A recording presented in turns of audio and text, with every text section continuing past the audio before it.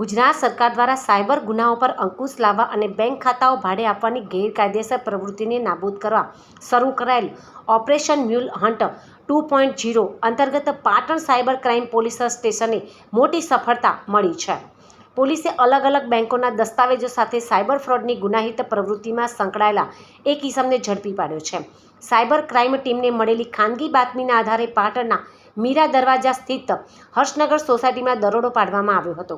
ત્યાંથી આરોપી નિલેશ રાઠોડ લોકોને કમિશનની લાલચ આપી તેમના નામે બેંક ખાતા ખોલાવી તેની કીટો સાયબર ગુનેગારોને પહોંચાડવાનું રેકેટ ચલાવતો હતો।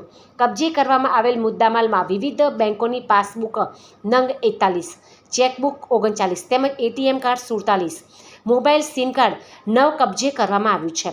તો પકડવાના બાકી આરોપીમાં ચેતન દશરથભાઈ ઠક્કર મૂળ રહેવાસી પાટણ અને હાલ રહે છે ગોવા। ગુનાની મોડસ ઓપરેન્ડરીમાં આરોપીઓ છેલ્લા 4 વર્ષથી નિર્દોષ લોકોને નાણાકીય લાલચ આપી તેમના સેવિંગ અને કરંટ એકાઉન્ટ ભાડે મેળવતા હતા। આ ખાતાઓનો ઉપયોગ સાયબર ક્રાઇમ દ્વારા મેળવેલા નાણાંની હેરાફેરી માટે કરવામાં આવતો હતો। પોલીસે ગુનો નોંધી આગળની કાયદેસરની કાર્યવાહી હાથ ધરી છે।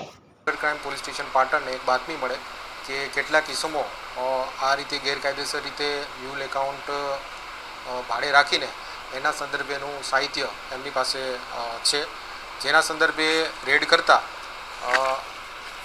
નિલેશભાઈ ભલાભાઈ રાઠોડ રહેવાસી પાટણ હર્ષનગર એમની પાસેથી વાત કરીએ તો અલગ અલગ 41 જેટલી અલગ અલગ બેંકોની પાસબુક, 39 જેટલી ચેકબુક, 47 અલગ અલગ બેંકોના એટીએમ કાર્ડ્સ અને 9 જેટલા મોબાઈલના સિમ કાર્ડ્સ મળી આવ્યા હતા।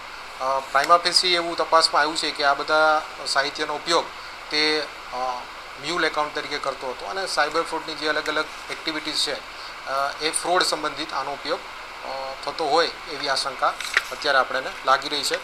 તો આ જે આરોપી છે નિલેશભાઈ રાઠોડ એના વિરુદ્ધ ઓફેન્સ રજીસ્ટર કરવામાં આવ્યો છે। આ ગેરકાયદેસર પ્રવૃત્તિની વાત કરીએ તો છેલ્લા 4 વર્ષથી આ લોકો આ રીતે આ જે બેંક એકાઉન્ટ્સનો ઉપયોગ કરી રહ્યા હતા એવી માહિતી આપણને મળી છે। આ સાથે જે બીજું આરોપી છે જે પકડવાનો બાકી છે એના નામની વાત કરું તો ચેતનભાઈ દશરથભાઈ ઠક્કર જે મૂળ પાટણના છે અને હાલ ગોવા રહે છે, એને પકડવાના બાકી છે।